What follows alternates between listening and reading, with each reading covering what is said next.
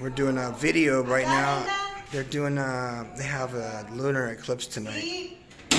So I don't know if you've seen my truck before, but we built this shit from an old box truck, piece of garbage. This is a Volkswagen Type 200T T200 Volkswagen engine.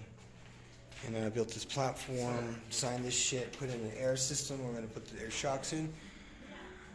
And I got to cut these seats down so they go way the fuck down there, and then I have a trap door. I can get to the stuff that's underneath. That's a cool thing. The roof, we decided instead of putting a rack on top, we would put a rack inside. So the whole inside, the top here has a rack. It has a basket. Back here is where the fire cannon is, and that's where it could be radio controlled. Or you could have somebody stand back there and fucking shoot it. So that's the cool thing about this. Of course, it has emergency lights, and we're replacing the spotlight because I hate that fucking thing. And those are the seats, of course, that I had done months and months and months ago. They were in storage, and I put these mirrors on. We redid this because there's a fire academy, so this is not an emergency vehicle. We're changing these tires probably last, because I see no purpose in fucking putting anything on anything until I get this motor running, because it literally is an original Volkswagen 1978 motor. I want to meet with my friend who is from Illinois. He has a car collection, I believe, and he has the smoothest talking voice on the camera for one of my actual people who I've spoken with on many occasions before. But really cool dude, and he has a fire truck that might fit what we're trying to accomplish down here in Mexico. And all of our materials and all of our stuff here is volunteer, so it's not like we get paid to do this. So these all pieces here, the next door neighbor is a welder, and he's teaching us how to do all this stuff. So I'm the designer and the engineer on the project, and I'm the only one that can really explain how this is going to go together. So I don't want anybody else doing this but me. And so this has taken weeks upon weeks upon weeks of delays, which turned into months. This thing was stolen twice. All the parts were stolen. And then there was a title issue, and I had to pay a lawyer a lot of money to resolve that. And here I have this grand piece of history, of Mexican history, that I decided to make into something extraordinary. And it seems that I was getting nothing but resistance every step of the way. Every step of the way, there was nothing but resistance. And now people know that this is here, and it's a relic. It's a relic of Mexican history. And my friend Gustavo and his son, Gustavo Jr., all took this thing completely and down to the metal, replaced the whole floor pans inside, painted everything. And then, of course, now since Gustavo's son, Gustavo Jr., he's also a he's a probie. We don't call them probies here. We call them proteges. And I, of course, had this wrapped the same as the Audi. The Audi is the regular car. Now, just a little backstory. The Audi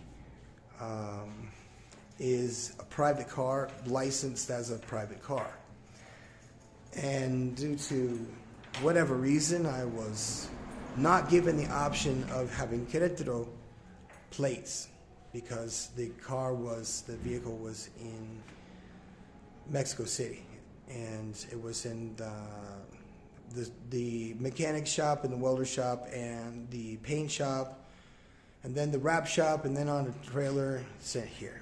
So every single thing that was done after the fact was all these lettering and the stripes, which we needed to do back here when we decide what the dog would say about it. So that's all I can do about right now. So we are going to put some wonderful slide out style. A nice. Will you be quiet, you dogs? Look at that. We have too many dogs. Anyway, We rescue these dogs from the street and give them vaccines and parasite treatments, and they live. So you can see we have 5 dogs here. Anyway, we want a roll-out type of thing to put tools in that could go underneath here. So as you can see, the Volkswagen original gas tank is down there. Now it has to be moved. It has to be taken out. It has to be leveled off so there's nothing in the way. Because I don't want anything in the way. I think this thing doesn't need to have anything massive as far as like a gas tank goes, because it's not going to be driven very far. This is a short distance driver. I'm going to change these to, these tires that you see here are 14-inch. Okay, these are 14-inch tires. What we're going to do is change those to tractor tires. Get back, dogs.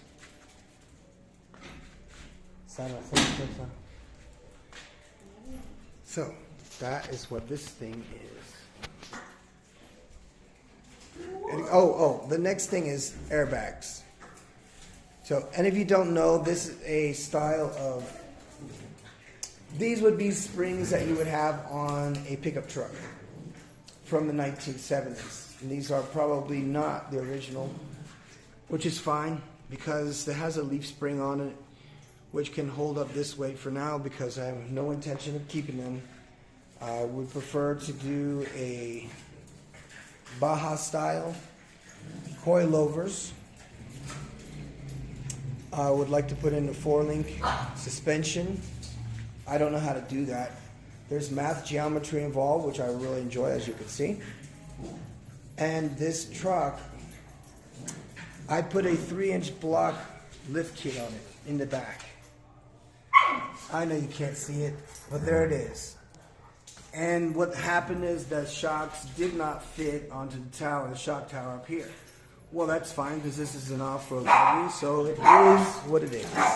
I'm sorry, this dog is not going to shut up because we have too many to play with. So that's all I got for now, guys. I'll take video of the build as we go.